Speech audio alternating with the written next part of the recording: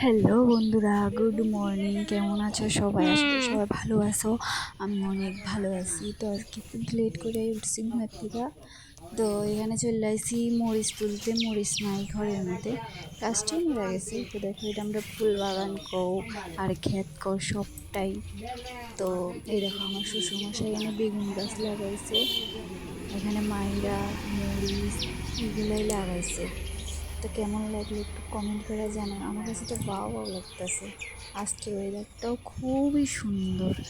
তো আজকে আমার বাড়িতে শনি পূজাও দিব। অনেক কাজ সব পুরো ভিডিও তো করতে পারতাম না, একটু একটু করবো।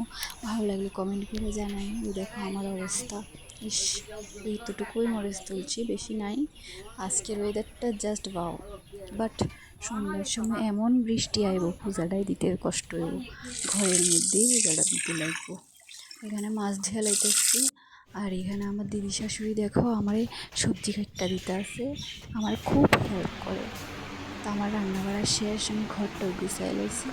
ওখানে আমি যাবো স্নান করতে। স্নান করে পূজা টুজা দিয়ে আর রেডি হয়ে যাবো শনি পূজা করে সব রেডি করবো।